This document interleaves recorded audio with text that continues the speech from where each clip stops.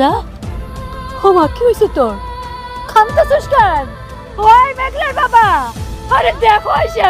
অনেক কি কোনোদিন জানতে পারবে যে মেঘলা আসলে নির্দোষ ছিল? তো বন্ধুরা, আপনাদের কি মনে হয় মেঘলার এই পরিস্থিতির জন্য আসলে কে দায়ী? অনেকের অন্ধ অহংকার নাকি রাতুলের চাল? তো আপনাদের কি মনে হয় আপনারা কমেন্ট বক্সে জানাতে কিন্তু বলবেন না। হ্যালো ভিউয়ার্স, আসসালামু আলাইকুম, কেমন আছেন সবাই? আশা করি সকলে অনেক ভালো আছেন। তো আপনারা ইতিমধ্যেই দেখে ফেলেছেন গরিব ঘরের রাজপুত্র নাটকের 34তম পর্ব। তো ভিউয়ার্স, আপনারা যারা দেখে ফেলেছেন তারা অধীর আগ্রহে অপেক্ষা করছেন 35তম পর্বের জন্য। তো 35তম পর্বটি কবে আসছে জানিয়ে দেবো আজকের এই ভিডিওতে, তাই সম্পূর্ণ ভিডিওটি দেখতে থাকুন কোনো রকম স্কিপ করা ছাড়াই। আর আপনি যদি এই চ্যানেলের নতুন দর্শক হয়ে থাকেন তাহলে চ্যানেলটি সাবস্ক্রাইব করে পাশে থাকা বেল আইকনটি বাজিয়ে দিবেন।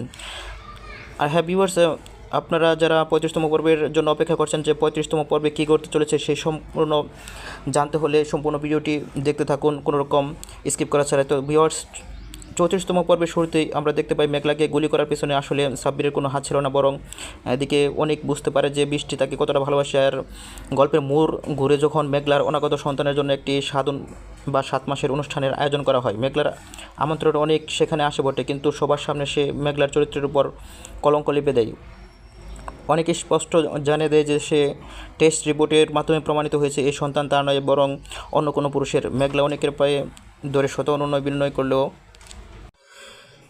অনেক তার সিদ্ধান্তে অটল থাকে এবং সেখান থেকে চলে যায়। অন্যদিকে খলনায়ক রাতুল তার স্বার্থের জন্য নতুন এক মেয়েকে বিয়ে করে অনেকের চাচা চাচিকে বাড়ি থেকে ঘাড় ধাক্কা দিয়ে বের করে দেয় এবং অনেকের সম্পত্তি আত্মসাৎ করে নতুন পরিকল্পনা শুরু করে।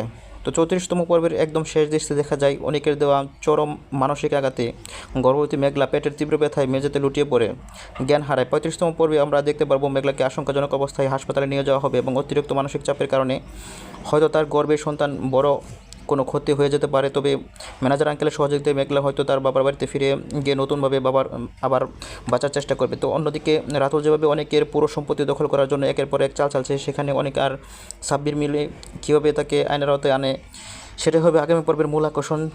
আর আপনারা যারা 35তম পর্বের অপেক্ষায় আছেন, তো ভিউয়ার্স আপনারা দেখতে পারবেন সেটা আগামী মঙ্গলবার দুপুর 12টার সময়। তো আপনারা যারা অপেক্ষা করছেন এই পর্বটির জন্য আপনারা সকলেই কমেন্ট বক্সে জানিয়ে যাবেন। আর আপনারা যারা এই ভিডিওতে কমেন্ট করবেন পরবর্তী ভিডিওতে আপনাদের নামগুলো পড়ে শোনানো হবে। তো ভিউয়ার্স, আমাদের গত ভিডিওতে কমেন্ট করেছিলেন সৌদি আরব থেকে আনোয়ার, মালয়েশিয়া থেকে মনির, ঢাকা থেকে মিম, নোয়াখালী থেকে শারমিন, বগুড়া থেকে মিম। তো আপনারা যারা কমেন্ট করে পাশে ছিলেন সকলকে অসংখ্য ধন্যবাদ। আবার দেখা হচ্ছে নতুন কোনো নাটকের আপডেট নিয়ে। ততক্ষণ পর্যন্ত সকলে ভালো থাকুন, সুস্থ থাকুন, আল্লাহ হাফেজ।